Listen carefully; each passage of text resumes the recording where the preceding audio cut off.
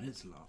What's going on, people? We are Tottenham TV here. Tottenham through to the next round of the Carabao Cup, the quarter-finals on penalties against Chelsea. Let's waste no time whatsoever and let's bring in my grandpa. Tremendous fighting all the time. Good to see the new players playing so well, and I reckon Regulate, other than the mistake he made at the beginning, was fantastic. Yeah, and I agree with that. Pace on the left there is what we've always needed, and it's great. He really does move fast and is quick-witted. I won't rate him the man of the match. Is he going to be better than Danny Rose? Yeah, I'm afraid so. I'm afraid so. But I don't rate him man of the match. I rate Lamela. Yeah, I reckon that he was fighting all the time. He was in the match all the time. And he got the goal, and he was. I just think he was there. He was there fighting right from the very beginning. He never stopped, and I think that's important as well. Second half, you were a completely different side. I don't think it made too much in the difference of things. I think we controlled it until the mistake for the first goal. But as soon as you get that first goal, you're just going to sit back and hold it till penalties. Because I know exactly what Jose was trying to do. He was trying to long it out because penalties was going to be your best chance of beating us, and it worked. Like, I can't really say much else about it. It worked for you guys today. I had a feeling Jose was going to pull something out the bag, and it happened again. I just want to mention, first of all, how ridiculous it was that we were made play tonight, because Jose Mourinho alluded to it himself.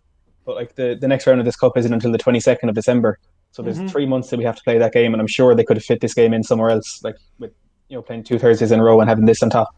It was unfair in our schedule, but to be honest, in a way, it's worked out because we got to see our second string team beat Chelsea's first team, and that's always ideal.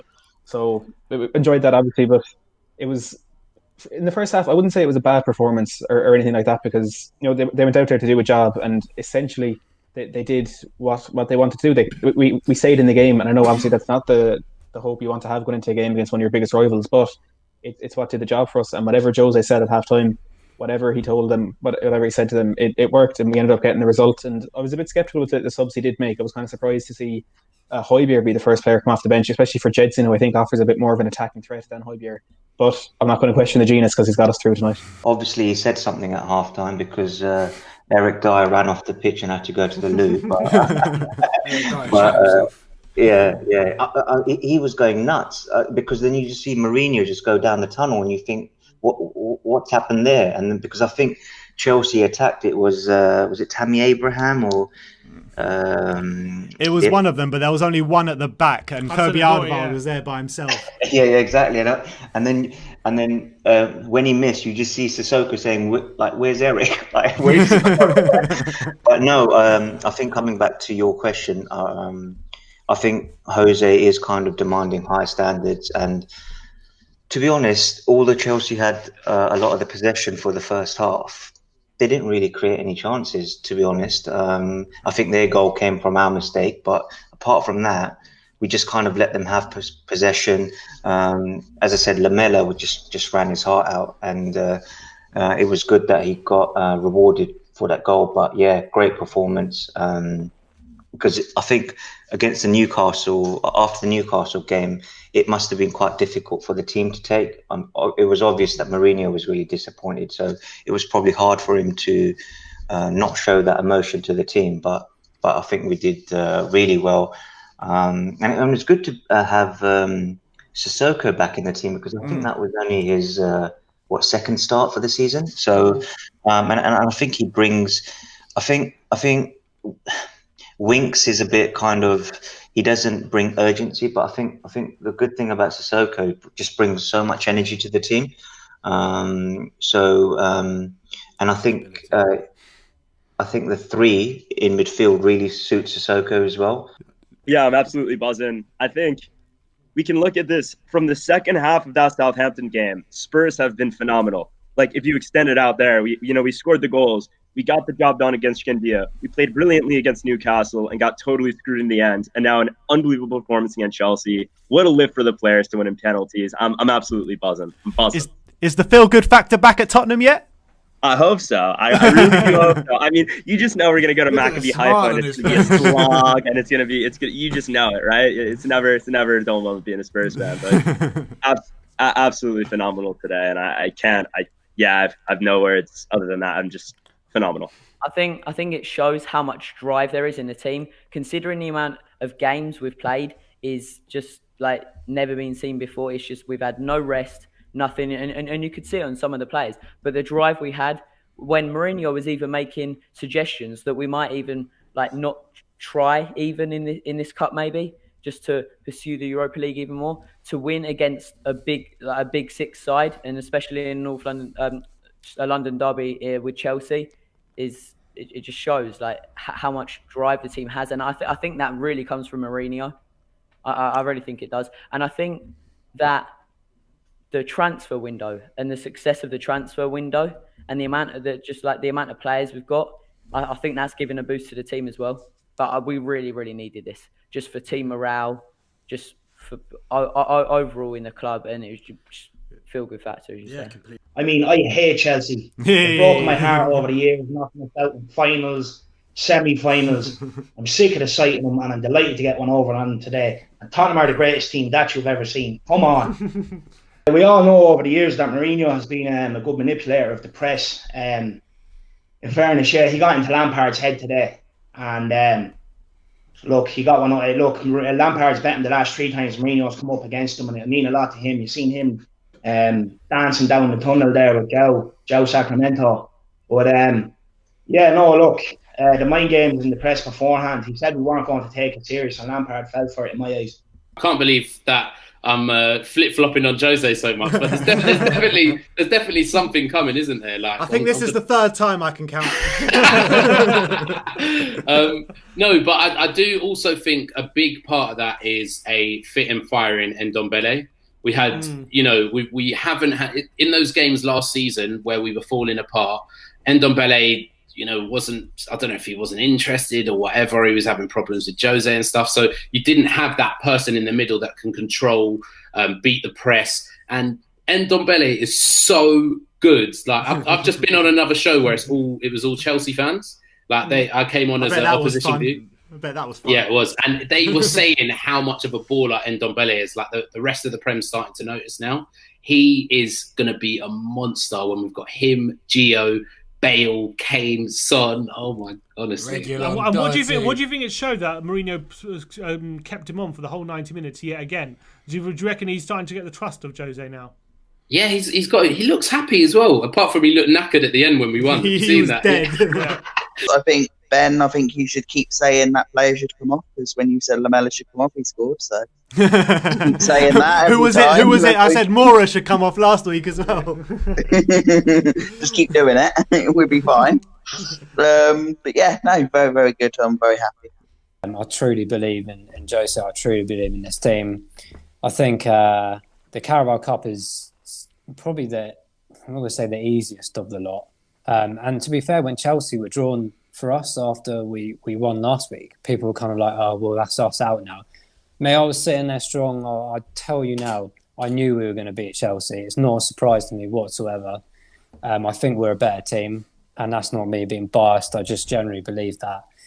And I think that, we can push on with that competition. And I want us to get that Europa League. I do believe we will get top 4. I believe we'll finish in the top 3.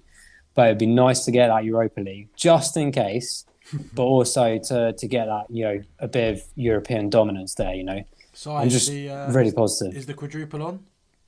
The quadruple? I've always said it's on, but Liverpool and a couple of other teams are going to be really strong this year. It's going to be really difficult in the Premier League. But these cup competitions, we've got a big drive now. And I haven't seen that for a number of years in these cup competitions. And I really feel after today that we're giving it our best. Like, we're not down and out at half time. We're not just going to, deal with that. We're just going to pull the players on that we need to get them and go and win this game. Yes, it was penalties, but I think it was like 3 years ago or something. Watford, actually, I think it was. I was looking earlier that we won penalties last. So it's really positive on that side. It's going to give them a massive boost. Tanganga it was good to see him back today. There's so many positives, mate. I could be here all night talking about positivity. You know, I'm not at the train station. I'm not depressed today.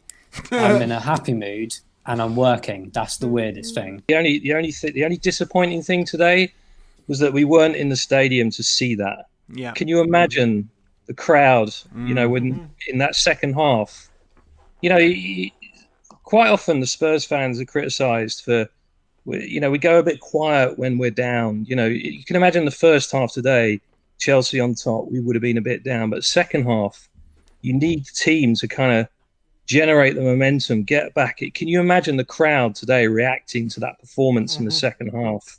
The energy, you know, in a game where you're behind, pressing is the great leveler, because you don't have to be skillful to press. You just need to put the effort in, make up the yards, and they did that. And you know, at the start of the game, you're thinking, no strikers. But in the second half, I thought some great performances and some real heroes out there tonight. It's late now, but thank you all of you for staying tuned in till this late. It's been a marathon. It's been definitely worth it. We have beaten Chelsea on penalties in the Carabao Cup fourth round. We're through to the quarterfinals. The draw will be taking place on Thursday night after the Arsenal game. After the Arsenal-Liverpool game. So check out tomorrow. We'll be bringing you our player ratings from the game. Like, subscribe, and comment. And as always, come on, you Spurs!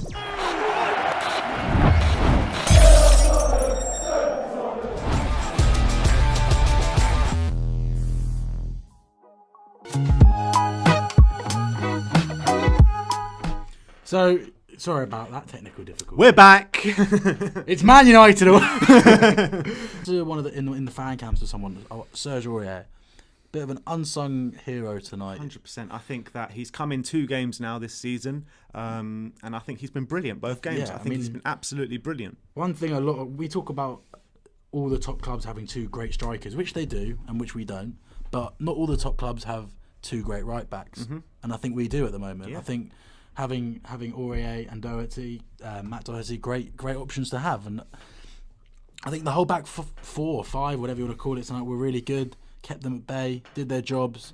I thought everyone, to an extent, did their jobs. So that's what was the most pleasing. Such a breath of fresh air to have someone with pace at left back. He should have scored. Probably should have scored. So absolutely. And look, I just can't wait to see him and Son down the left hand side. Oh mate, because when defenders see Son going either left or right, because you can go left or right, they're going to shit themselves when they think, right, he can go left or right, but hang on a minute, there's a flying left back going past me as well. So what do I do here?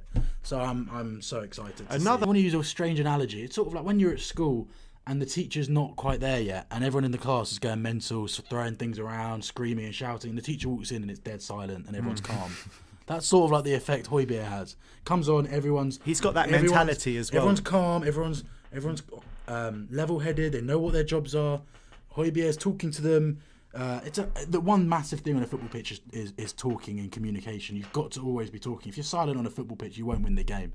And I think that's another really important attribute that Pierre has. And Seth Frey, yes, Son is apparently back after international break for West Ham. So we could see a double header of Son and Bale coming back into the side that game. How exciting is that? I mean, West Ham's next visit to us could see Bale, Son, Kane, NDombele, Gio, Regulon, all in one lineup. It could be NDombele. Wow. It could be an early night for some of those West Ham fans, but it remains to be seen. It's been a long day. We're going to sign off now. Thank you all. We'll see you again tomorrow for some content. We'll see you again on Thursday for another live watch along in the Europa League. Like, subscribe, and comment. And as always, come on, you Spurs.